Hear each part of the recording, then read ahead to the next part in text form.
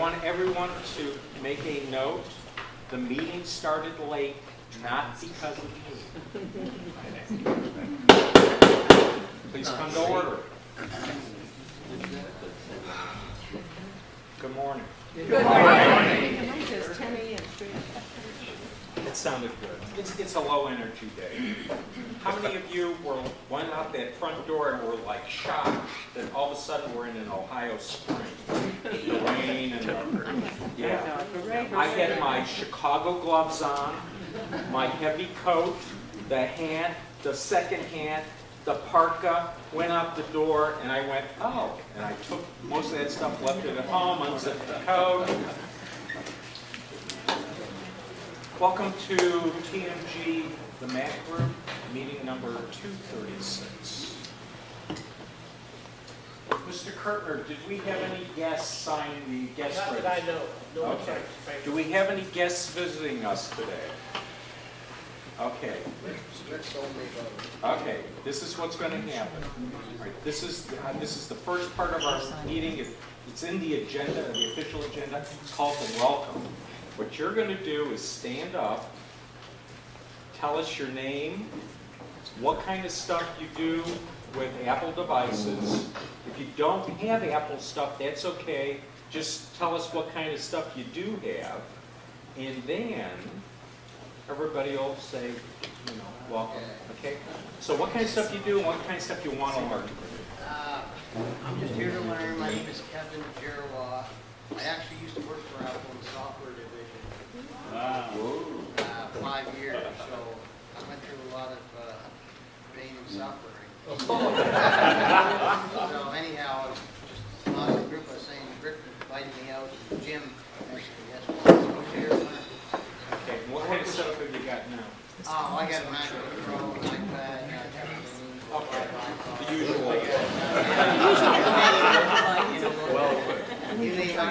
Would you like an Apple IIc?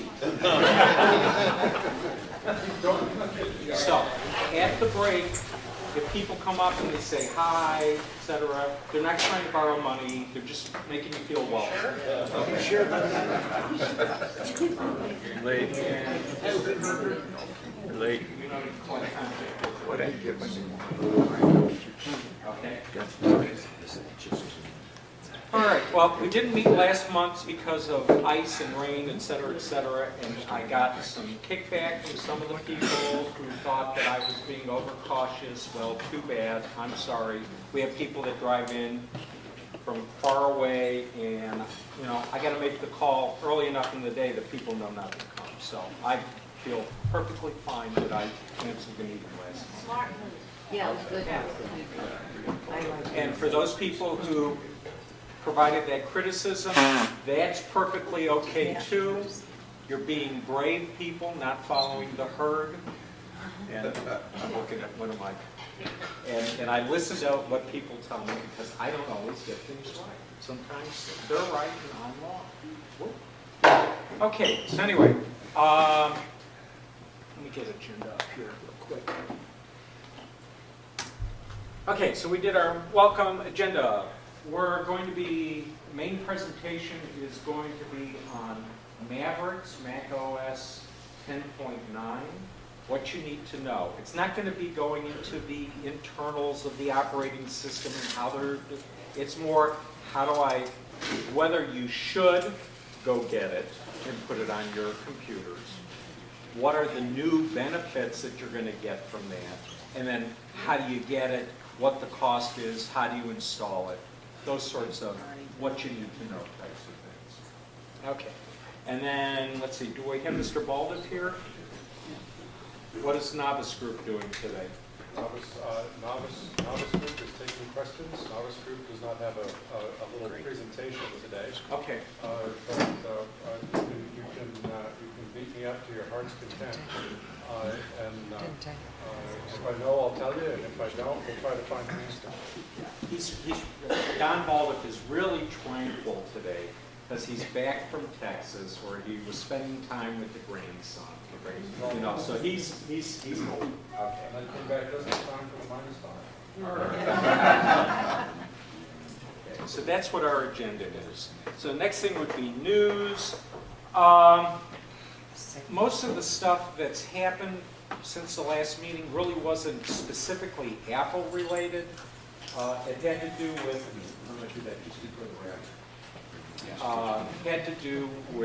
security breaches with large retailers such as Target.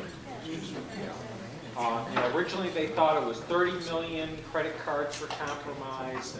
Then they looked more at what was it, and then it was 70 million. Now it's supposedly 110 million. And there's really nothing I have to say about that. The problem with those types of security card breaches have to do with the fact that the credit card companies continue to use mag strips. And how they're collecting their data, and it's just beyond our control. So, unless you want to use cash for everything, yes.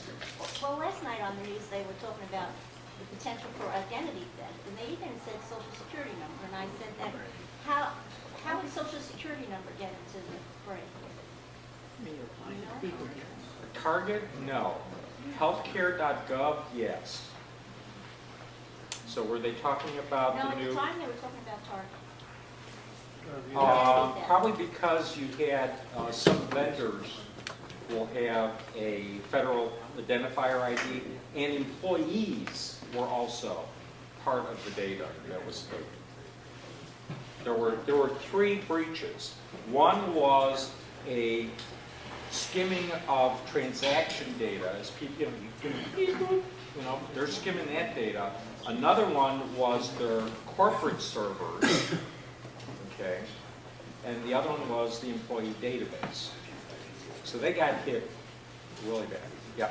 Are any of these people going to get prosecuted or punished? Find out who it is. They haven't caught them yet. They know who they are.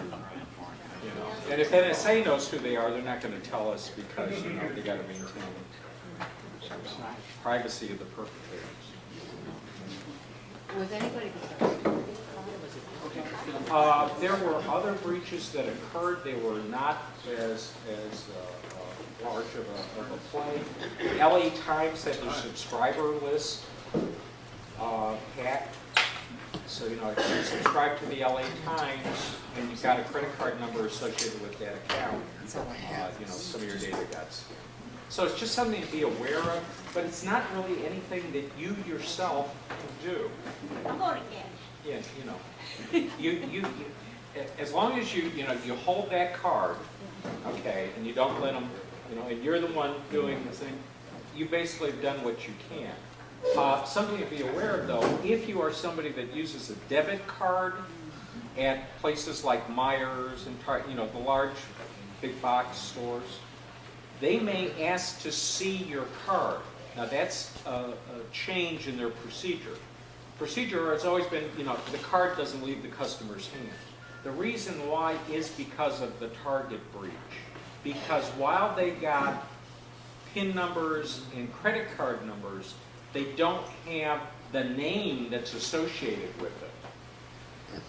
Which means that when they make those fake debit cards up, they're not going to know what name to put on the card. So they want to see the card to see if it's got a name embossed on it or not, and if it matches the account.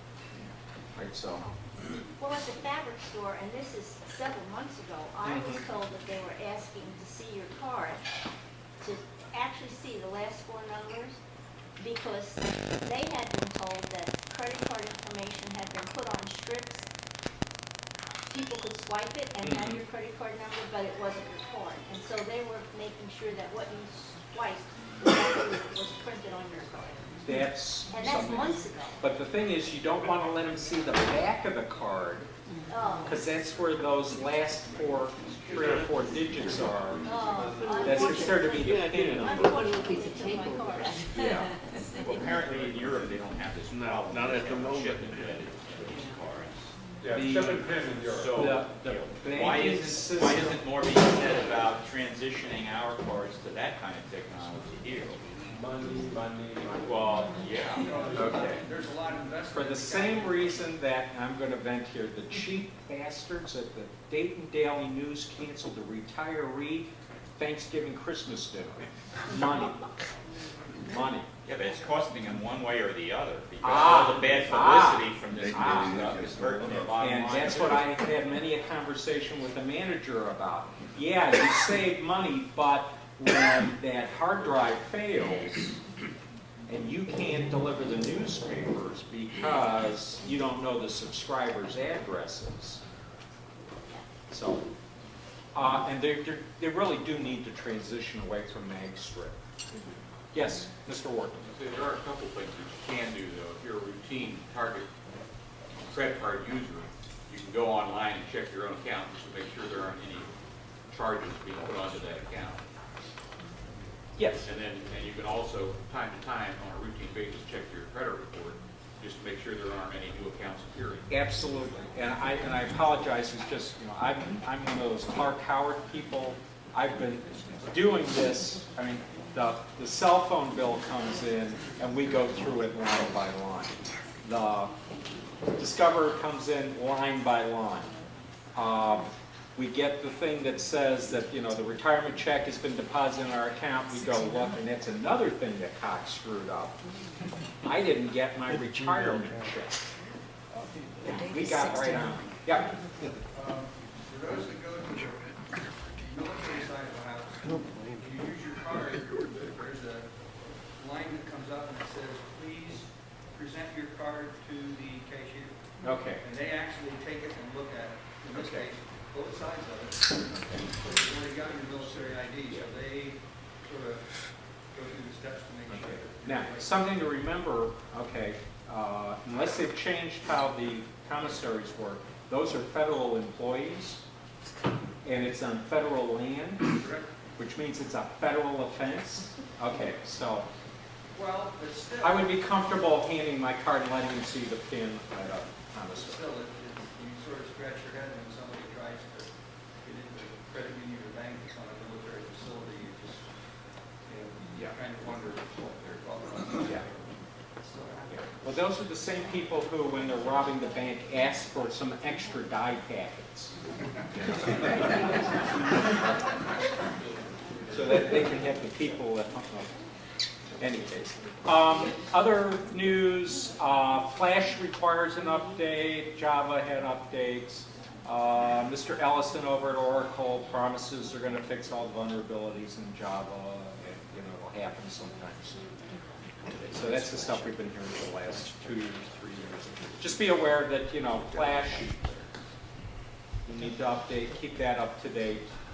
If you're on a Mac, you're better off going into your system preferences, looking at the Flash extension that's there, clicking on that, and using that to check to see if you need a new version or not. Bill, is that why when you go to, say you get an email Yeah. and you, somebody's used that and you have to get it, when you click to get it, the screen comes up black? Because that's what happens when we try to get, like, she was, wanted to, Yeah. is that, It's why does the that, screen or come up your black? Mac is protecting you against some sort of vulnerability, some sort of attack that something that was on that email was trying to do something. Okay. Okay. Yeah, those spoofers you gotta watch out for. Yeah. The other thing to be aware of is that the spammers are getting much more efficient at spoofing who it's from. So, for example, when I'm looking at an email, I actually look to see what the email address was that it was sent from. Not, it'll say Kathy Toller. And I go, why is Kathy emailing me about Canadian pharmaceuticals? Okay. And then I see, it says it's Kathy Toller, but when I actually look at it, it's from some, email service like Hotmail or whatever. And I go, okay, that's not her email address. Yes. How do you get rid of all of, I've been getting a whole bunch of things that say, you have a court, something or other, in Houston or Dallas or they're all fake. And how do you get rid of those things? Is there any way to, is it virus check or what? So this is the conundrum of unsolicited email. Some people call it spam, some people call it junk mail. I'll just call it unsolicited email. Normal response is, this stuff comes in, I just hit delete, throw it away. Comes back in again. Better response, if you're an AOL user, click the little button that says it's spam, or drag it into the spam filter if you're using Apple Mail. Because then you're telling that email service, AOL, not to send it to you, but to put it into the spam filter, the spam bucket. So think of your email service, AOL, Yahoo, Google, whoever you're using. Think of them as being an executive assistant. They're pre-sorting the mail for you and putting stuff. Okay. Now that's if you're on a Mac computer. If you're on a Mac iOS device, like an iPad and iPhone, they need to do work on this, because all that stuff that goes into those junk folders still shows up. Yes? I have been getting literally hundreds of emails. It's no sender, no subject. The message has no content. The date is 12/31/69. Okay. Hundreds. And they don't come in on my Mac computer. They come in on here. And I cannot delete them from here. Eventually they disappear. Okay. What's going on? Okay. Someone who's deceased. They are going into your Mac computer, but your Mac computer has the spam, unsolicited email, junk mail folder. They're going in there so you don't see them in your inbox. Okay. Okay? So there's really no good,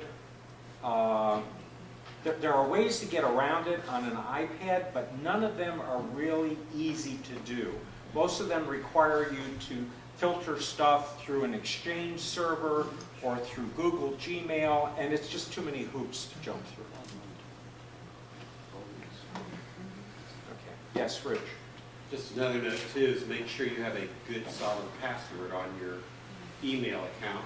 My brothers somehow got hacked, and they were actually using his account to send stuff, which he finally caught on to because of all the return bounces and stuff. I thought at first, that someone was just forging his address, Yeah. but once we got a good look at what was coming back and talked to our service provider, it was clear they were sending from his account. Yeah. So 1, 2, 3, 4, 5 is not a good password. Oh my God, I've compromised the air Wait, shield. did you say 6 on the end? Yeah. Typically, you want to have a combination of numbers and letters, with some of them being capital letters. Okay. And just flat out length is good too. Okay. Anyway, but we've had conversations about passwords. Most of the password stuff, as far as I'm concerned, is security theater. They're not really providing you with, the security vulnerabilities are typically not the person who's got the email account, it's the other end, the folks on that server. For example, when Yahoo and AOL, what was it, October last year, Yahoo had, so many million passwords corrupted, or Adobe, that was 12 million people with their passwords and their accounts in Adobe all were, so. In other words, you're being good, but corporate America needs to step up and be doing some stuff they're not doing. Okay, yes, Ray. On my Mac, I could see emails come in, Yeah. and I could look at them without opening them. Okay. Does the same thing work with my iPhone and my iPad? Or when I look at those, are they open?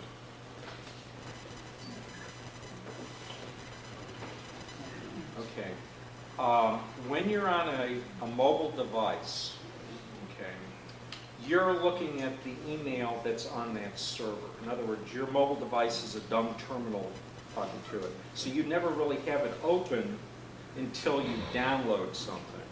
And usually the extensions we download to an iPad are going to be photos usually. They're going to be maybe some text documents, but it's in PDFs. So it's the usual stuff that the iPad is very good at protecting you with, because you don't have flash in an iPad. So, you know, you're looking at it, but it's not really open the way it would be on a desktop machine or a laptop. Okay. Okay, I'm gonna go to Kathy Toller. And officially, we're in help desk, and I'll just mention that I put a freebie IR mouse, battery mouse, Microsoft on the table for anybody who wants it. You gotta put batteries in the mouse, and it uses infrared to talk to the little base station that you plug into your computer. So it's sort of like wireless before they hit Bluetooth. Okay, Kathy Toller. Quick question, on my iPad, I've got a little orange dot that says flag, Yep. and it's got over 10,000. Okay. What is it and how do I get rid of it, or what's the deal? Okay, what's going on is that somehow, some way, who do you use for your email service? Roadrunner? Roadrunner. Okay, somehow, some way, the folks that, you know, whoa.rr, Yeah. thought that all of these things were flagged. The easiest way to do it is to go on your computer, go into email, and I would use a web browser to go directly into the Roadrunner site to do your email. Select, just do a Command A on all your messages and then unflag. You tell it they're not flagged. And that'll change it on here? Yeah. Because the email is not on your local device. The email is on that server up there. Oh, no wonder I've been trying to get rid Okay, of it. so whether, you know, so it's like, I didn't even realize I had to you're do that. you're looking in a storefront, and you see something on the other side of the glass. You're polishing the glass, but it's not changing what you see over there. Yeah, okay, all right. What if she doesn't have 10,000? What, that's the focus. How does she get rid of that 10,000? Maybe she should have 200 or Well, something. the thing is I can click on it and I can search, and like I was looking something for Phyllis. Did it this shows start it all. about 2.5, 3 weeks ago? I have no idea when. it started. Okay, I because just if you have- remember, Yahoo had that email problem where they lost their, they had some problems, I'll just put it that way. Discontinuity of service, and they sort of slam bam, get the stuff going again, and there's stuff that got grudged. Okay, so I've got to go to my, Right. Right. And you want to make sure when you're doing that to make sure you don't have any rules set up. What, okay, let me back up a second. When you're on your computer at home, what program do you use to do your email? well, I did those, I got mail. Yeah, and then use I- Apple Mail. But if I'm away from my home Right. computer, I get into it by the Roadrunner. Okay, which is what is called webmail. You're using a web browser to talk to their web server, which then talks to their email server. All right, when you do the webmail, you want to go to your settings that are on that server and make sure that you don't have some rule set up where it automatically flags everything that comes in. Okay. Okay. That's the horror of automated mail workflows. I just couldn't figure out having 10,000 of anything. No, I wasn't in there saying flag, flag, flag, flag. Yeah, I'm thinking it's a service provider error. I'm gonna go to Don. And if you get something in junk, is it better just to delete or does bouncing help at all? Okay. In the past, I would have suggested that you bounce. Okay. But the email, the people who send this stuff out, they're using robots to do this. They're not even looking at those lists. So I wouldn't bother with bouncing anymore. I would make sure that it's not just in your Apple junk, but make sure that you have put it into the unsolicited email category on the people that you use to provide your email, so that they know that you're treating this as spam. The other thing I would do is look in your contacts on your local machine and up on the email server. Make sure that that email address is not in your contacts. That's something I do twice a year with AOL. Yeah, because I'll add this thing to my AOL contacts, and for a long time I was going, wait a minute, what's going on here? They're not in my contact, my address book here on my Mac, and then the light went off. Ah, there's an address book on that email server for me, and I went in there and I cleaned those out. Yeah, and some of the services, Yahoo, Gmail, AOL, you can put a setting where it says only accept email from addresses that are in my address book. There's advantages to that if you don't get much email, but if you get email from people you've never met before, then that's a disadvantage. Yes, sir. A strategy that I use, I keep two email, well, more than two actually, but two basic email accounts. One that I use for business that's left open, and that I will give to people, for whatever. And then another that's for close friends and family. The close friends and family one is set to receive only from people in the address book. Okay, I like that idea. Okay, and that works very well. I get on the friends and family email, if I get it there, it's from somebody I actually want to hear from. Okay, the other one, not so much. We do something a little bit different because we really like getting the emails from Dorothy Lane Market, Kohl's, Harbor Freight, etc. We have an email account we use just for that. Okay. So when it's my wife's birthday and all those emails come in telling her that she can get a really good deal on that air compressor, it's not going into her personal email account, it's going into that one that we use for. Well, now wait a minute. You can use an air compressor in the kitchen for all sorts of different things. You just got to make sure it's the one with its oils. Yeah. Okay. I just wondered if anything was happening at CES that we should be thinking about relative to Apple. Thank you. I know Apple isn't there, but I'm Okay. just Where's curious. Jim? I know why you married her. She is a treasure. Oh, thank you. Okay, CES, Consumer Electronics Show. All right. What I saw amongst most of the BS that's out there was IBM didn't just announce a prototype, but they actually have things ready to go into production. It's a full computer the size of a... SD card. Yeah. Okay. You know the cards you put in your camera? Full computer. Okay? And this is what they're getting prepared for, and you need to get prepared for, smart appliances. You're going to hear smart, smart, smart. You're going to have smart coffee mugs. You're going to have smart coffee makers, smart refrigerators, smart, you name it. Well, how do you put that kind of electronics into a device easily? Well, that's why IBM is making these things so that you can put these SD slots into the appliance, slide that in, you're good to go. So they're doing the stuff they need to do to get ready for this stuff. Yeah. Well, if you think of that commercial where the couple is sitting at the vacation home and the son and daughter pull up, they have to stop at home.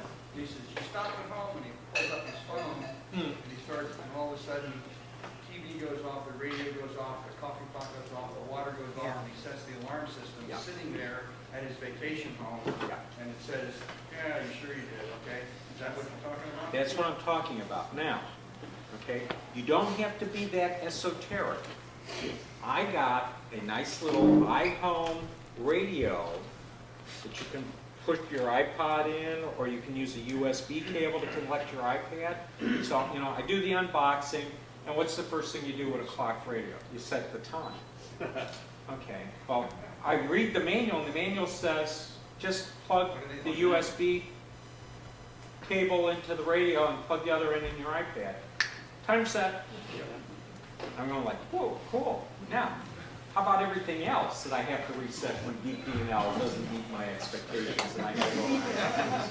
But that's the sort of stuff that we're going for. So when they're talking about smart technology, smart appliances, that's what they're talking about. Yes? Two things. First, we've got a bunch of furnaces and we've got boards in them. Just throw a couple. Say it again. Furnaces with boards in them. Yeah. Boards died. There's $767 million. Yep.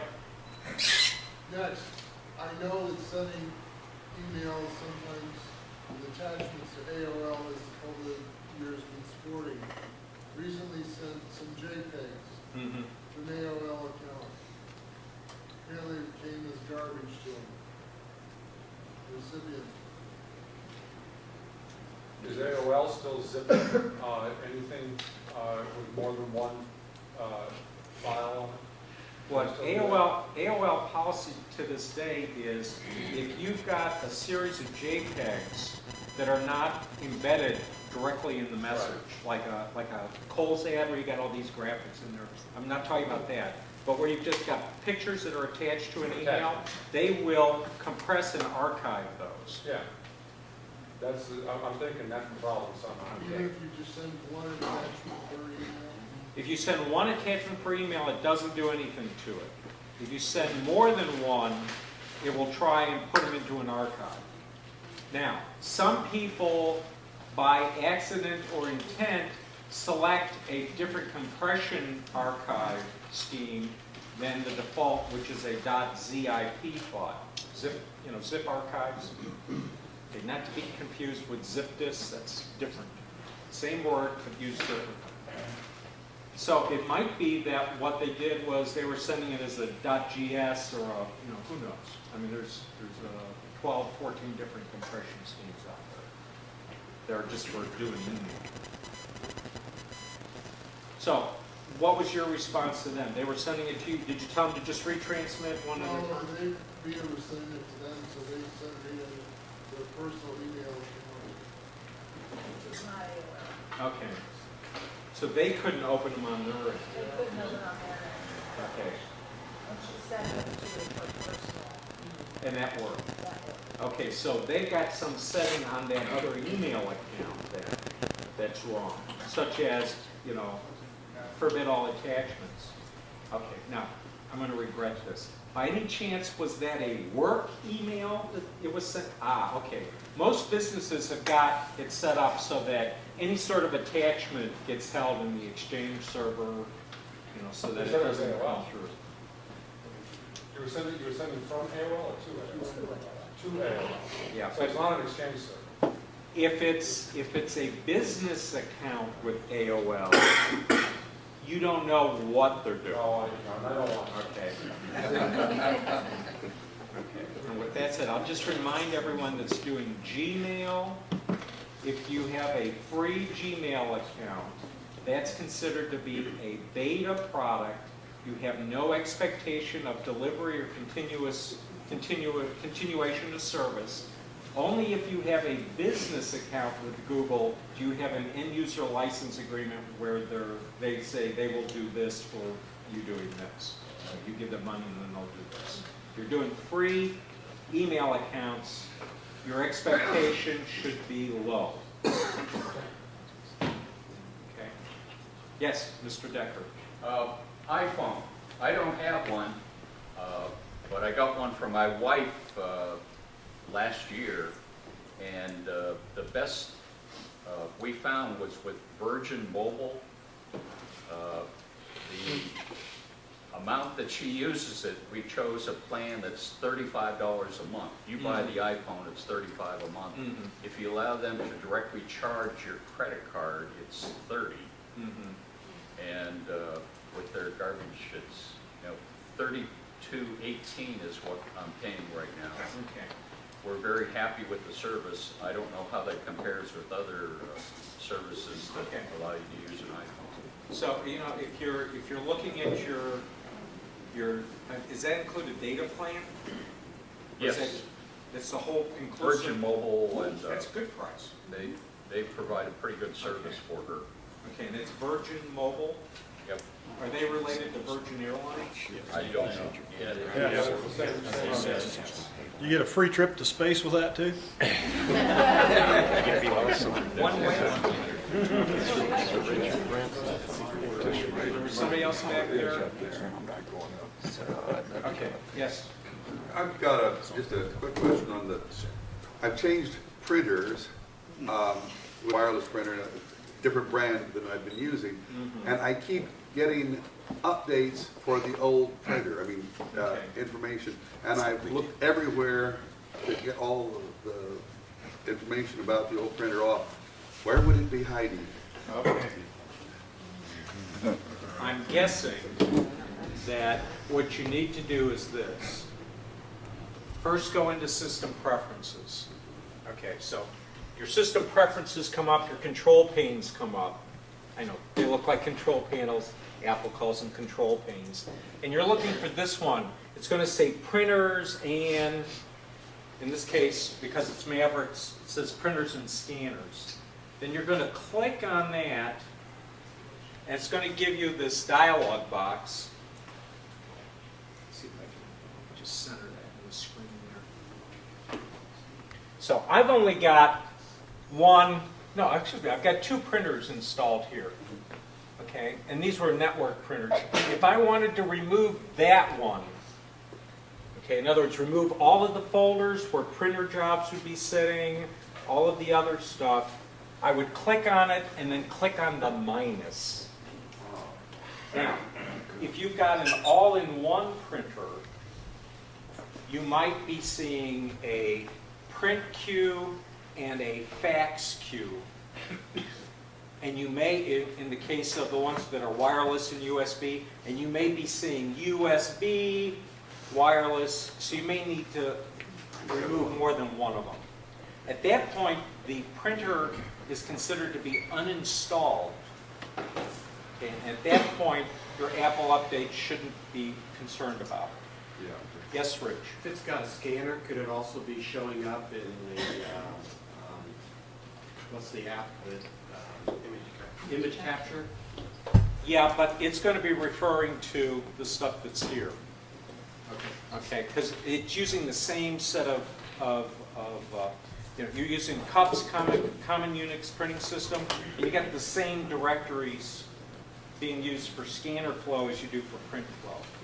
Because, Unix doesn't care, it's just a device and you're sending data Yeah, I to understand. it. The scanner thing, has my mobile phone in there. Yeah. So it does Okay. have different entities in there, so just. So, I'm going to say, okay, we'll do a follow-up with you. Finish that. I think that's probably taken care of it. I'd looked through every place else and Okay. not finding, but I'll just put in a plug for another phone server. Service. Consumer cellular. Okay. The AARP advertised thing. We've been on it for about a year now and really find it very good. I found that my phone will work in areas where other people around me, they're not getting a signal through at all. Okay. And it's cheap. You want to finish up, Rich? Yeah, I'll comment on that real quick.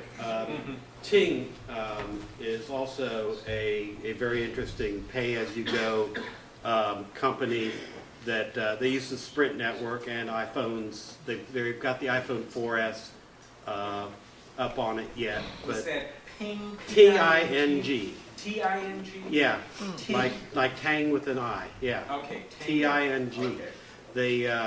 They're using the Sprint network, which Virgin also does, and they will allow you to move a Sprint phone. Most Sprint phones actually migrate to it. They're like $6 a month per device plus usage, all in a nice big pool. Okay. Do you use that, Rich? No, but I've been looking hard at it. Okay, Because I haven't. the reason I ask is because I've had a lot of experience with the Sprint network in the Dayton area. Yeah. Oh, boy, pretty tough. Yeah, I had a coworker bring his iPhone over to my house just to see, if I had at least, the coverage there. I've got a lot of experience with it in the Dayton area, and it's pretty much all bad. Okay. So maybe others have had a different experience, but I'd be very leery of anything that runs on Sprint's network, at least in the Dayton area. Your mileage may vary in other locales. Yeah. But around here, they've had some real fun. They had just to give you an example, they had one of their towers in a Dayton school. The Dayton school was shut down. The power to the school was shut off, which also killed the power to the tower. They didn't know it. They went to set up a new tower in another location. Shipped in all the equipment. The night before the technicians were to install the equipment, somebody stole it all and ripped out all the copper out of the tower. Okay. And just One more quick question, which is really what I wanted to get in. In news, did you say anything about snow leopard and whether Apple has officially said it's over for snow leopard?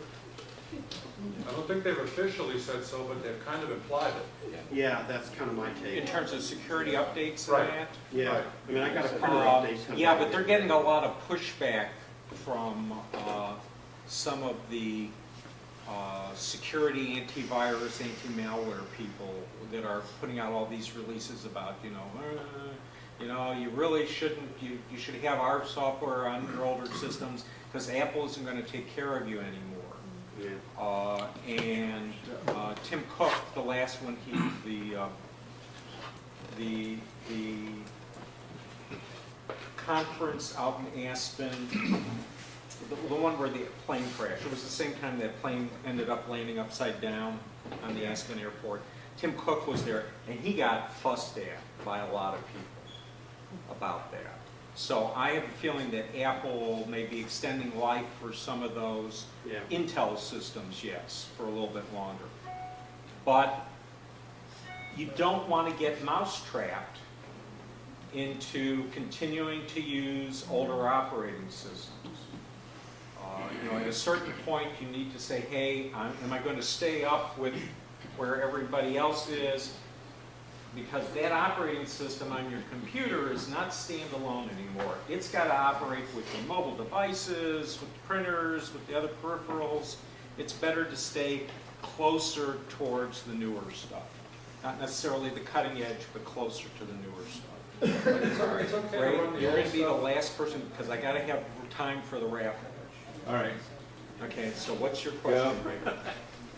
When I got my first iPhone, and I was on my computer, I think through iTunes, I could see the various pages with the icons on it, and I could move them and arrange them on my computer for the phone.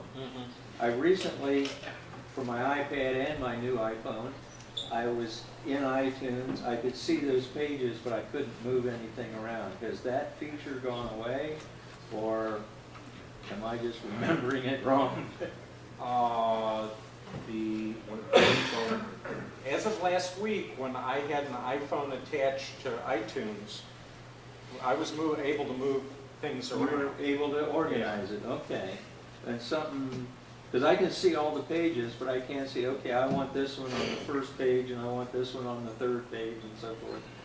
Because I try to organize them by how much I use them, so I get the most use at the beginning. Because, organizing things on an iPhone screen can be a little problematic. It's much nicer if you got the mouse and you can just drag this app from the sidebar onto this page and stuff. Well, if I can't find it, I'll harass you. Okay. Does it matter whether your phone's connected by USB cable or whether it's over the Wi-Fi? If it's Wi-Fi, depending on what sort of bandwidth, you may have issues with Wi-Fi. You may have to be directly cabled. I was tethered. You were tethered? Yeah. Okay. You should have been able to do it. I'll check, see. Okay.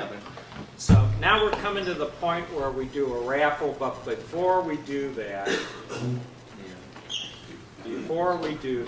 I've got a very sad announcement. Okay, this is Ernest Anderson. And Ernest was one of the founding members of this user group. And for being a quiet guy, he never tried to push off his knowledge on other people, how I know so much. He was always, you could do such and such. And for a good 15 years, he would show up at 8 o'clock, 8:30 when I would, and would help me set up the tables and all that. I mean, consistently. He was going to be at the meeting, he'd be here helping doing the setup. Well, he was a school bus driver. He's used to being up with the chickens. Well, that's true. He was 40 years at GM. Yeah. Okay. Anyway, we lost Ernest last month. He died last month. So he was not at the December meeting. He was not at the November meeting. So he was active and mobile and all that other good stuff up to about the last 60 days of his life. So anyway, he's going to be missed. With that said, the other thing that Ernest was very annoying about was he'd be winning raffle stuff like every month. And so He could win in his sleep. Yeah. Reinhardt would have to do this. Hey, Ernest, wake up. You just won a raffle eye. So I just wanted to make sure that you knew that we had lost him. And it's time to do the raffle. Be seated. Yeah, be seated. Let's get started. Okay. Mavericks. It's the latest operating system from Apple. As you know, it's me again. And if you've got cell phones, other devices, you know, silence them if you can. What are we going to cover? Previous versions of operating systems, just a quick review to sort of put us in place so we can sort of understand where we are and what those other operating system characteristics were. Because some of that is information you need to know to decide whether to move up to Mavericks. After that, we're going to be talking about Mavericks itself. We're going to be talking about what computers it's compatible with, what you need to do to get ready for it, and then installing it, and then last but not least, what are the new features. Okay, now, last month, Mr. Georges sent out an email. It had the presentation, because this was supposed to be last month's presentation, and a bunch of supplemental materials. Those supplemental materials have got the details on the stuff I'm presenting. So, one of them is installing Mavericks. It's a complete guide on what you need to know about it. Another one is, what do you need to do to get your computer ready for Mavericks? Again, complete details. Installing it, what do you need to know? How to make a bootable Mavericks install drive. So you can go from computer to computer installing Mavericks without having to download it again. And should you do a clean install, and then how to install Mavericks over Leopard or Snow Leopard or Lion or Mountain Lion. So those PDFs, those documents, that's where all the nitty-gritty details are. I've learned in PowerPoints don't do details. Okay, so any questions about that? Everybody knows what we're doing? Yeah. If I can talk, Yeah. what are the size of those files? Do you have any idea? They're in the 1-2 meg size range. Yeah. Well, the total zip archive was, I'm going to say, Mark, what were we were under 3, 4 I think it's 2.9. 2.9 megabytes for the zip, and then all of the of those files in it. Okay, what do you need to do to get that? Because if you didn't get it, because I changed my presentation, we're going to send them out again. okay, my question Or if you got a flash drive on you, we can just pick you up there. I know that you send them to me on base, and the base will take care of the zip file inspection. Well, what email address do they have for you? One on base. You need to give us a different one then. Okay. And, national security is national security. Okay. We don't want to be like those guys out in Eno, that keep getting decertified for the weapons you're supposed to service. Okay, you want to follow up with this? Okay. But again, flash drives.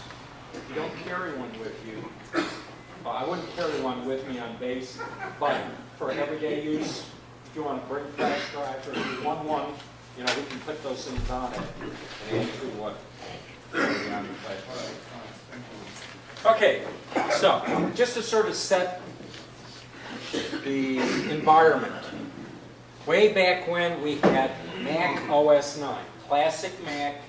It was running on powered PC processors.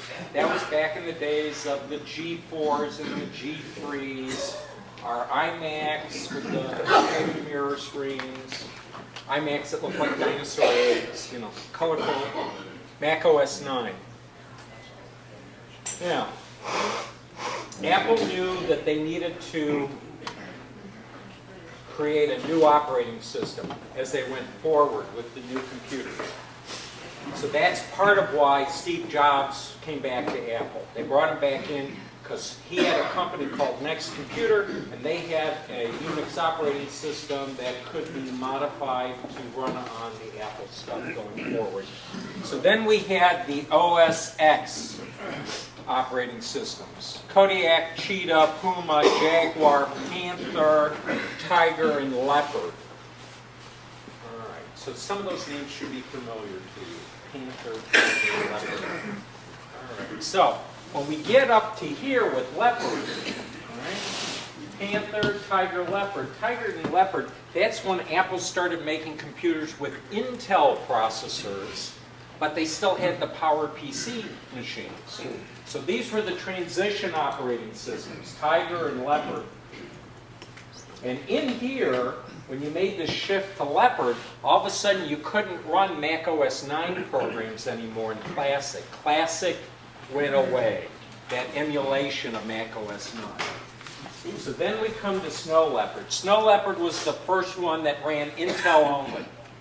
You had to have an Intel operating system. Okay. And the other thing that Snow Leopard did was no more Rosetta. Okay, Rosetta was going to be phased out. People pitched a fit. Rosetta allowed you to run PowerPC, Mac OS 10 programs on an Intel processor. People pitched a fit, and so they then made Rosetta available again, but when they came out with Lion, no more Rosetta. So that meant that I couldn't play StarCraft on my Mac anymore. I had to play StarCraft on my PC. So then we had Snow Leopard, Lion, Mountain Lion, and now Mavericks. As we go into this range, Lion, Mountain Lion, Mavericks, Mountain Lion and Mavericks, this is when they're looking at those mobile devices, the iPhone, the iPads, the iPad minis, iPod touches, things that are running iOS, and they start making things similar between the two. Sometimes it was something as simple as renaming a program address books to contacts, or taking something that was iCal and now it becomes calendar. So more of the same is occurring in Mavericks. One of the things to watch out for in Mavericks are your iWork applications. That would be Keynote, Numbers, and Pages. The new versions that run in Mavericks have less capabilities on the computers than they did before. In order to have the iWork apps on the mobile devices be similar to what's on the desktops, laptops, they had to dumb down the desktop and laptop apps. They made the iOS apps smarter, but they're getting to the point eventually where it'll be the same capabilities in both. But they're not there yet. They're in a transition period, so just be aware of that. Okay. So here we go. This is the new logo for Mac OS X 10.9 Mavericks. Notice how it's very, very streamlined. Looks like iOS 7 type of applications. Okay.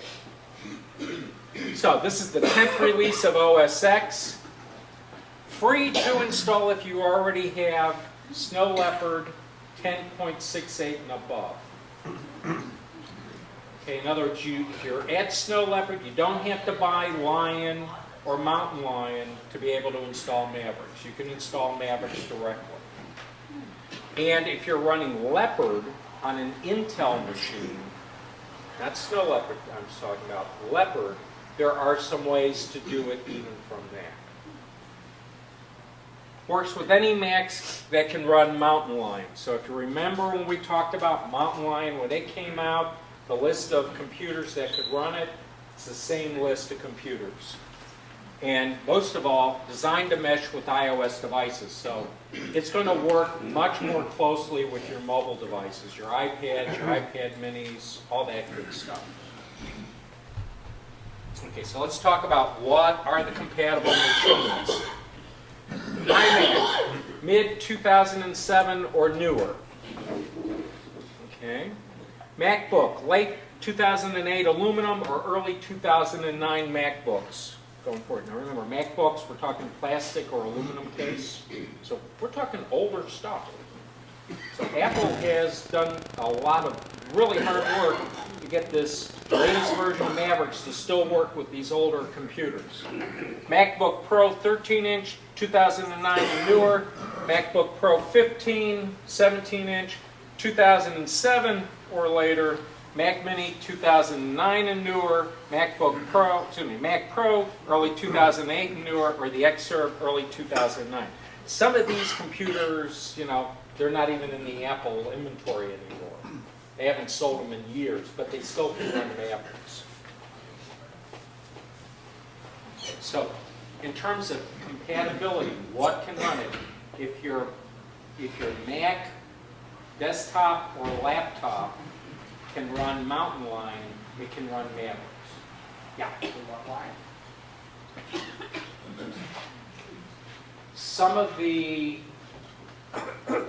Some of the older single-core Intel boxes could run Lion, but they couldn't run Mountain Lion. So what you want to do, if you've got a machine that's running Lion, and you didn't update it to Mountain Lion, is boot the machine, go to your Apple in the upper left-hand corner, drag down to where it says about this Mac, and you want to look to see what the year is on that machine. And then go out to the Apple website or look at the PDFs. March 2011, tell you that right now. What's the? March 2011. 2011, it'll run. Yeah, the cutting point is the 2007, 2008 year. Anything that's made since then is going to be able to run it. Thank you. Okay, continuing onward. Bill? Yes? Is there any requirement on memory? Does it have to be Apple memory, or does it check on memory? It's less picky about memory than Mountain Lion was. So it doesn't have to be memory directly from Apple. Third-party memory seems to work just fine. If you remember last year, our big push with the user group was for people to upgrade their machines with memory. Well, you know, I don't just tell people to do this stuff. Mark George has made me do it and put more RAM in my Mac Mini. It's third-party RAM. I've got 16 gig in there. It's running Mavericks fine. Okay. So, getting ready for Mavericks. This is going to sound very much like a repeat of when we were talking about Lion or Mountain Lion. The process is you're going to download an installer from the Apple App Store. Okay. Mavericks. That's about a 5.3 gigabyte file. It's big. It's going to take a while to download. Once you've got that downloaded, it's going to appear in your dock, and it's going to be in your applications folder. And it's Mavericks installer. You're going to double-click that, and it's going to then do the installation. You need to have an internet connection when it's doing its installation. But there's some things you should do before downloading it and doing all that stuff to make sure the upgrade process goes smoothly. So, you want to verify that your hard drive's in good shape. If you don't have utilities such as the ProSoft utilities or TechTool utilities, you can just use the utility that comes with your Mac, called Disk Utility. It's in the Utilities folder, Disk Utility, and at the bottom, you can tell it to do a verify or a repair on your hard drive, repair permissions. That's standard stuff. At the very bottom of the Disk Utility window, it'll have a little thing where it talks about smart condition. Now, that's not smart technology where we're talking about, you know, coffee cups that know when they're empty. That's a different sort of technology. It has to do with circuitry that's on the circuit boards in the hard drives, where they monitor themselves, and when they start to get flaky, they sort of tell you ahead of time, warn you that they're going bad. And that's also called SMART, but that's S.M.A.R.E. And at the bottom of that disk utility window, when you've selected your hard drive in the sidebar, it'll tell you what its SMART condition is. All right, if you're a Snow Leopard user and you're using File Vault, that's entire hard drive encryption, you want to disable that before you start any upgrade process. In fact, I would recommend, even if you have Lion or Mountain Lion, that you temporarily disable File Vault. The vast majority of Macintosh users don't have File Vault turned on. They don't know what it is. They could care less. But if you've got it turned on, you want to have it turned off. If you're using somebody else's software to do third-party encryption of your hard drive, you want to have that turned off. You want to make sure that you've run your Apple system updates, that all of the updates that operating system is supposed to have, it's got. It's really crucial if it's Snow Leopard. You've got to be at the very last version of Snow Leopard to be able to successfully update it to Mavericks.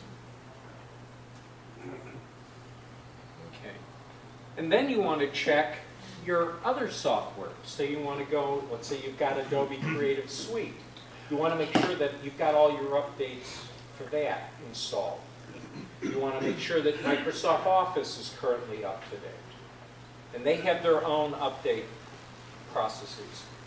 And then you want to look at any other programs that you've installed, like, for example, VisiCal. You know, I don't like the Apple calendar, so I use a program called VisiCal.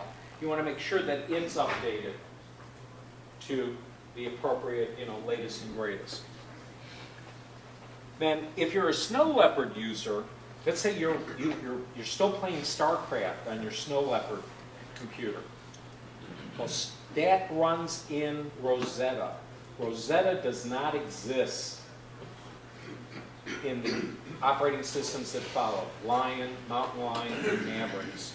So for those programs, you have to make that decision.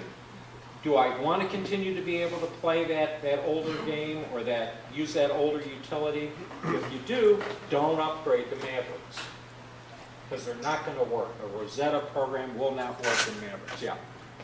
I remember last year, I think. No, I was pointing at the end. Hold on a second.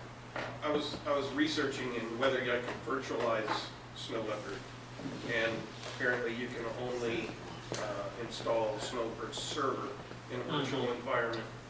So I found that out this month. Yeah. And I heard they were selling that real cheap last year. I don't remember. Parallels? You could order. No, the Snow Leopard server. Yeah. Apple was selling real cheap. So, there are ways to get around it, but for the average person, normal people, not people like me, normal people like you, just ask yourself, how important is that program today? Is that something that, this is, one of the reasons why I have a computer? Well, fine, then don't upgrade. Okay. And then, last but not least, you want to have an iCloud account set up. Now, when people see that, they go, wait a minute, I don't want to do this iCloud thing. When I say iCloud account, that means that you've got an Apple account. Some people call them iTunes account. The thing is, you've got to have that account to be able to download Mavericks from the Apple App Store. So you got to have an account to log into Apple. So some people use it, they call it their iTunes account. Some people call it their Apple account. Here I'm calling it iCloud account. Now, if you are going to do iCloud stuff, you're going to take that Apple account and you're going to go into iCloud and set some things up ahead of time. So it knows what your email is, you've got to get all that set up, etc. If you're not going to do iCloud, don't worry about it. Okay. Install process. You log into the Mac App Store and you download the Mavericks installer. So you clicked on that blue, round icon with the A in it that takes you to the App Store. You channeled through, you found Mavericks. you click on it, it says, free, you click on it, it then says install, you click on it again, it prompts you for your Apple ID and your password. You put that in, it says, okay, we know who you are, then it starts to download that program to your computer. It's big, it's going to take a while. Now, they've beefed up their servers. Every time they get one of these operating systems and they release it, they discover that they didn't quite have enough servers. Well, Mavericks has been out a while. We've already had our first update to Mavericks, the equivalent on PC World of a service pack. So those servers are pretty robust now. It's going to take somewhere between 2.5, 3 hours, depending on what your internet connection is. Right? Sometimes a lot less. I'm on, like a small, thin, not a big pipe internet. So it took me 3 hours to download it. But then my wife was watching Netflix at the same time. So, we sort of had that conflict going on. Once you've got it, it's going to appear in the dock. Now remember, those dock icons, those are aliases, those are shortcuts. They're pointing to the real location. The real location is in your applications folder. Now, if you're going to do this to more than one computer, because when you get Mavericks, you're allowed to install it by the license, end user license agreement, on up to 5 machines. Instead of downloading it 5 times, you download it once and put a copy onto a flash drive or an external hard drive. So you've got it and you can put it on the other computer. So you download it once and you put it on the machines that you want to upgrade. So that's this whole thing about install on more than one computer, you want to save a copy of it. That's because when you launch that installer and it does all this magic, at the very end of the process it removes itself. Okay, so you want to save a copy beforehand. And that's the point there, that it then will delete itself. Bill, is it connected to the internet when the installer is doing its thing? Or is all the information in that 5 point? It's still going to need to talk to the internet. So it's going to be bringing in some additional things. Can you back up one slide? Sure. Thanks. We'll get a copy of this, right? Say again? Can we get a copy of this? Yeah. And I'll be sending it to Mark, and then Mark will mail it out with all of the club vendor offers. So you get a copy of the presentation and all of the supplemental materials. Because, you're in a meeting, you've got people coughing on you, on the pepper spray, it happens all the time, And so maybe you're not able to concentrate completely, or God forbid you're like me and over 60, and sometimes, the stuff goes in, but it goes right out. It's nice to have the document with. Okay. That was me being polite, making sure that I burned enough to write down the things he did. All right, so let's talk a little bit, before I go into new features, let's do the executive summary. Okay? If you're happy with your computer now, and everything is working the way you like now, okay, and you don't have any of these iOS mobile devices, you don't have iPads, you don't have iPad minis, you don't have iPhones, you could care less to do iCloud stuff, then you're good. And you don't have to upgrade. Yeah. How does that, leave that sort of comment in your statement, that if you don't, my way now, if you don't keep pace, you will suddenly find yourself out of an island. That's so correct. At some point in time, where do you balance that? Gee, maybe I don't want I probably would like to get an iPad sometime, I don't have one now. But at what point in time does that balance come when you say, I've got to do this because I am on the edge of falling off the back? If you're still running Snow Leopard, and you don't have programs that are going to not work under Lion, Mountain Lion, or Mavericks, I would go ahead and go for Mavericks. Because some of the new features and the new programs are going to open up the possibilities of what you can do. Right now, if you've got a snow leopard machine, a lion machine, a mountain lion machine, and you have an e-book on it, an EPUB, you can't open it using Apple software on your computer. Mavericks, they're adding some things in here, like a Maps app and an iBooks app. So all of a sudden now you can open EPUBs. You can open up all of these electronic books, really nice reader program for the Mac that you didn't have before. Okay? Or the maps. I do a lot of site visits to people, and so I sort of do that GPS, and I need to know where the meeting is, etc. Well, in Mavericks, I can bring up a calendar event, some appointment. I'm going to have an appointment with you, and there's a thing that says location. I can click in there and start to type in the address. It looks at and it attaches it to the event. So now I know, okay, that's where it is. And it's going to be transferred over to my iPad. Just building a Yeah. repertoire for you. Yeah, yeah. Now, if you're 89 years old, 90 years old, like my mother-in-law, okay, and the stuff, she wants her Quilly, she wants her Herrick Solitaire. All right, so she's still running Mac OS 9 games. These are very important to her in her life. Okay, but she also needs to be able to do email and such. So for her, she's frozen at using Tiger, Mac OS 10.4 Tiger, because it'll let her run those Mac OS 9 applications on her computer.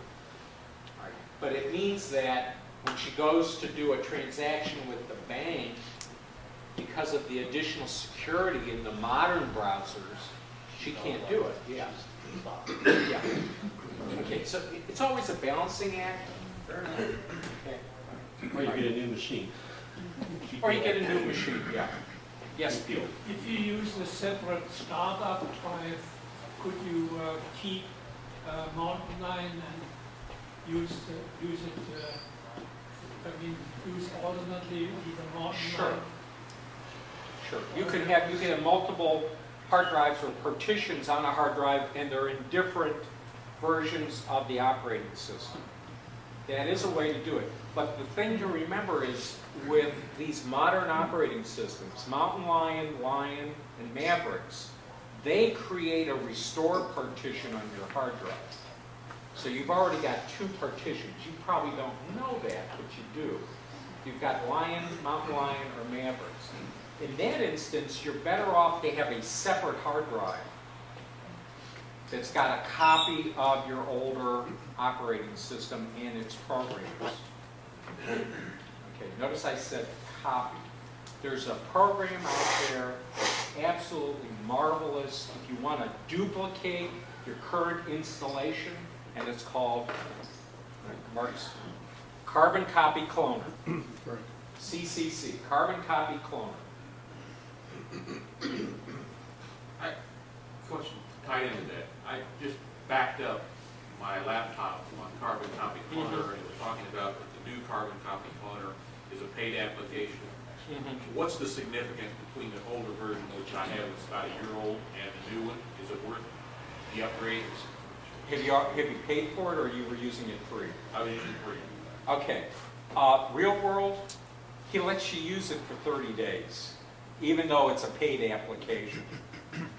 So what some people do is they completely delete the app once they've done their copying, and then if they need to do it again, they'll reinstall it. Okay. Most people don't know that he's even more generous in that even if the time period for the program to work is expired, it'll still let you do it again. This Carbon Copy Cloner, the author of that, he was writing Carbon Copy Cloner when he was a 14-year-old. Steve Jobs was still alive. Steve Jobs had, emailed him. He was really impressed with his work, et cetera, and wanted him to come work for Apple, not realizing he was talking to, emailing a 14-year-old. So instead, they created the Apple paid internships, and this kid ended up working for Apple when he was 15 and getting a nice paycheck with it. And he also went to college under an Apple scholarship. I don't think he's an Apple employee anymore, but I could be wrong. He may still be an Apple employee. But And the it's question fine. is, the guy's got a good program. It'd be nice if he made some money on Yeah, it anyway. yeah. So, but what will we get if I'm like him, I'm running 3. Yeah. What will I get extra if I buy it? Anything extra really? No, not really. Oh. Not really. Yes. Now, I'm hearing a yes back here. Okay. Well, you're putting $40 in his pocket that he didn't have before, and you're encouraging him to continue developing the program. So But there's no significant difference with the new version or the old version? You also get the incremental. there are different versions for different operating systems. So if I'm doing legacy stuff, I'm working with a Jaguar machine or a Panther machine, I want to use the version of Carbon Copy Cloner for that, because there's differences in how the file systems work and what files need to be moved. The latest one doesn't. The modern one, it recognizes that you're doing a Mavericks, and it will duplicate the partitions. It'll create the partitions, your recovery partition.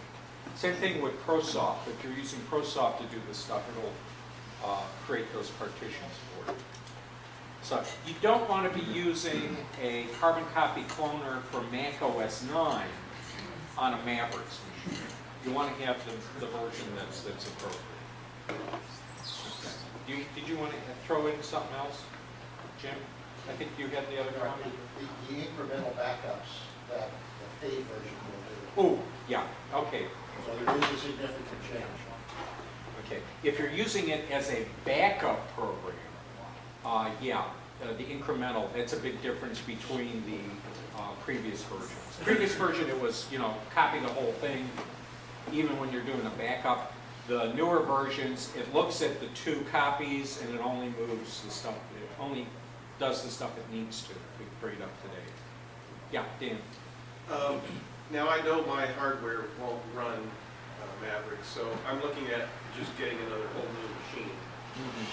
Migration assistant,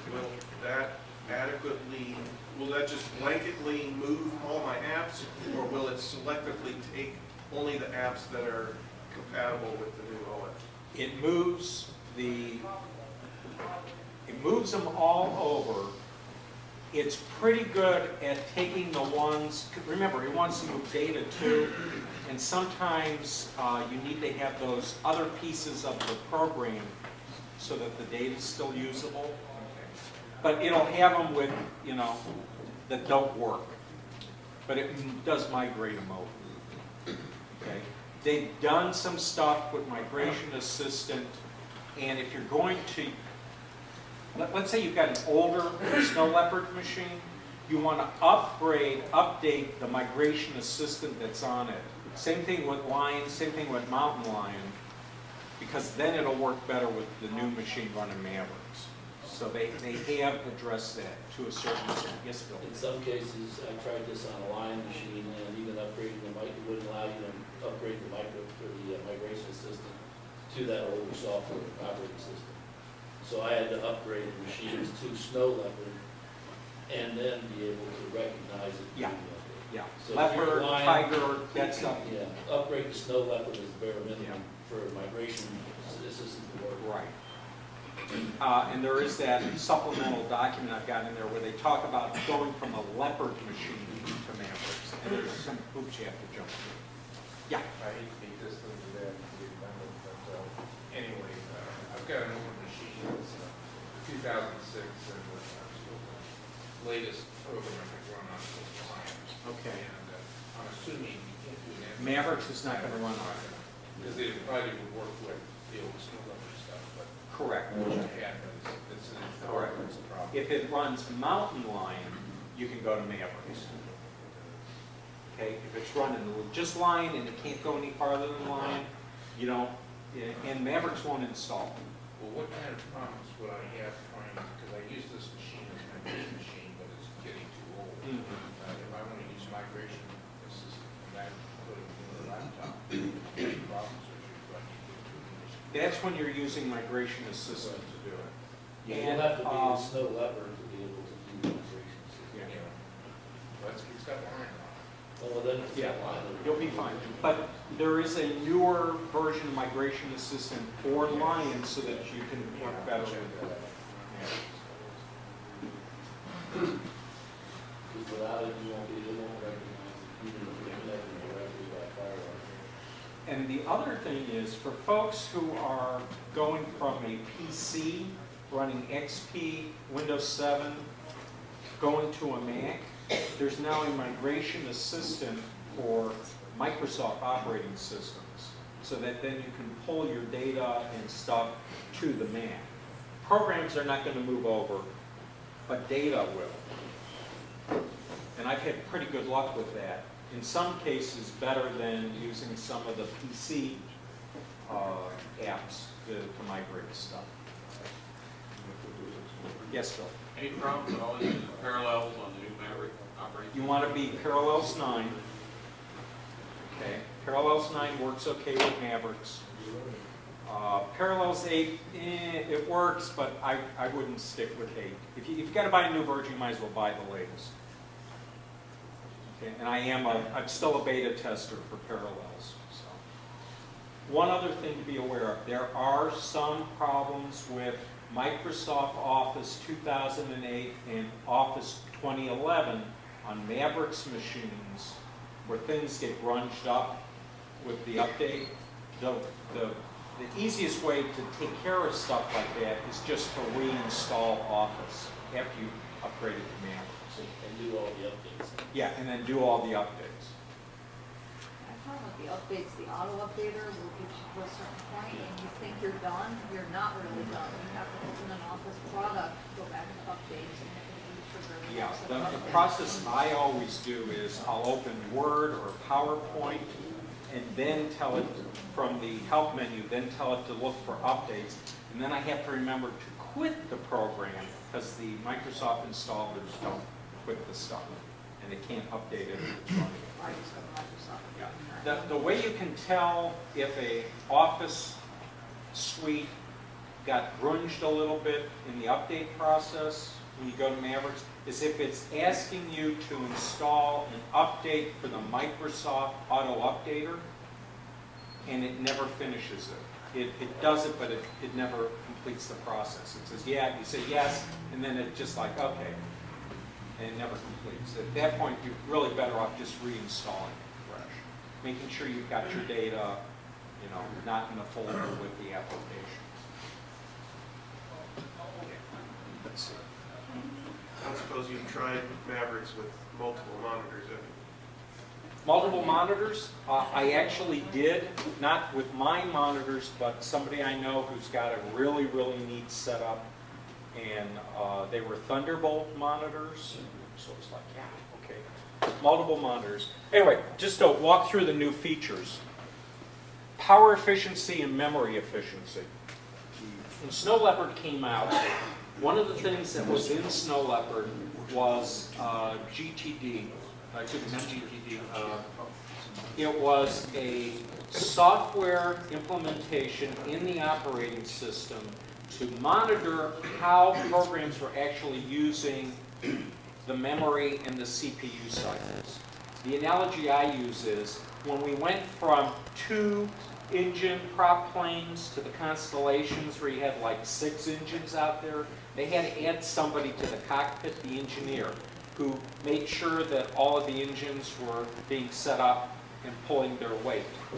Or an office manager. Think of the old-time steno pool. You got 40 ladies out there who are sitting at the desk, they got the typewriters and all that, and it's like, okay, Mavis, here's some stuff to do. So, before Snow Leopard, you had a program like Mail, it'd be hogging all of these CPU cycles, but it's not really doing anything. Well, Snow Leopard, they started addressing that and making sure that something was watching to see that the programs got the CPU cycles they needed and the memory access that they needed to get their stuff done, and if they weren't, cycle them back. Well, in Mavericks, they got a thing for power efficiency, where it looks to see, okay, you're running Mail, you're running Adobe Creative Suite, you're running Keynote, you're running all this stuff, but actually all you're doing is looking at Facebook. Well, the operating system sees what you're actually doing, pares down the power to those other programs. The term they use is they nap the app. The application gets napped. So the one that you're using is getting access to the resources of the computer. The other ones are sort of like napping. They're not using as much power. So this is how they've almost doubled the power efficiency of laptops using Mavericks. And the other one is memory efficiency. It's even more parsimonious. It really watches those programs very carefully to see that they're getting access to the memory they need, but not anything excessive. So that memory leaks. Think of the past under Mavericks. Then they've redone they've implemented a tagging system. It used to be you could color code your files and folders in a Mac operating system, green, red, etc. Now those are considered to be tags. And you can create your own tags in addition to those. And so this is very much like when you're on the social media, you're doing Twitter and such, and you're hashtagging things. So it's not something that I use a lot. That isn't how I organize my stuff, but it's something that a lot of the social media people wanted to see. And so that's been implemented. The other thing that they put in is what's called Finder tabs. Not tags, but tabs. You know how you can have a browser like Firefox, and you can have multiple windows open in one window by clicking the tab at the top? Now they're doing that with Finder, where you can have one Finder window, but it's actually several Finder windows. And just by clicking on that tab, you can now be looking at that other thing, and you can be dragging stuff between. Again, something I haven't played with much, but it looks like it's a good idea. And then multiple displays. They've really punched up notifications. And again, this is for the folks that are doing a lot of social media stuff. You're doing Facebook, you're doing Twitter, and you have to keep, or email, you want to keep track of this. For those of us who do a lot of server-based stuff, where we want to keep track that this replication process finished correctly, etc., notifications is a nice way to be able to have the system say, oh, by the way, Bill, this finished, or this has got a problem, you need to take a look at it. iCloud Keychain, this is where your logins and passwords get shared between your devices via iCloud. I haven't bought into that one yet. I want to be prompted by the website to put in my password still. I don't want it to automatically share that stuff. Okay, but I'm old school. Yeah. A lot of times when you type in stuff, it says, they give you the little box, remember me? Yeah. This is remember me. This is remember me, and then it's going to remember it on your iPad, this Mac, your desktop machine. So it's sharing those saved passwords on all your devices. That one, I've got to think about. Yeah, I'm not comfortable with it. Okay. Then they've reworked the Safari app. They've reworked the Calendar app. It looks nothing like Calendar used to. It looks like something on an iPad. It's very stark. Lots of red. But they've increased some capabilities in it. That the idea of the locations, talking to the Maps program. There's some good things in there. But these are the two that are really important to me. That now it has a Maps program on your laptop or desktop machine. A Maps program from Apple and the iBooks program on your computer. They've also made significant improvement to the iLife app, so it's a new version of iPhoto, a new version of iMovie, etc. And they're reworking all of these iWorks apps, Keynote, Numbers, and Pages. And again, I used to do a lot of automated workflow with my iWorks programs. I've stopped doing that until they finally get them to where they're homogenized between the two operating systems, iOS and OS X. Yeah. Thing about keynote numbers and pages, if you have an old version on your machine, whether you've ever used it or not, you automatically get the new one for free. Correct. But you And have to have the old one. correct. And you also have to And the select old choose. apps are still on the computer. So, you know, I can pick whether I'm opening it in Keynote, the old version, or the new version. You do have to select, or you do have to choose Yeah. to get those. If you don't choose them, they will not go. Correct. Yes? I do newsletters, and I noticed that there was a significant drop in the number of options for newsletter templates in Yes. the Mavericks Yes. pages program. I mean, I found what I needed, but that's Yeah. just a note. They're dumbing down the ones that were on the computers. I must say computers versus devices. Devices are the mobile things, the pads and the phones and all that. Computers, I mean iMacs, Mac Pros, and the laptops from Apple. They've taken features and functionality out of Keynote, out of Pages, out of Numbers, so it'll be closer to what's over on the mobile devices. So that's why I'm not doing automated workflows, because, you know, I don't know what they're going to do next. I don't want to spend time and effort programming an automated workflow that's going to break tomorrow with something else. What's an automated workflow? Okay. I'm sorry, I don't know what that means. Okay. This is one that I did for, that ended up being used by a company called TV Guide. All right. So you've got people are emailing their articles and photographs into TV Guide. These are their stringers, people that are writing for them. Okay. The automated workflow, the Apple script, is looking at the mail program. It's looking at who sent it in. Is there an attachment? Okay. What kind of attachment it is? Oh, it's a photograph. Oh, this is one of our stringers. It'll take that photograph and put it in a folder. It'll take their copy and put it in another folder. Then that automated workflow says, oh, take those pictures, we got to make them so they work well on our press, and it then will launch Photoshop, and Photoshop will massage those pictures so it fits their print profile.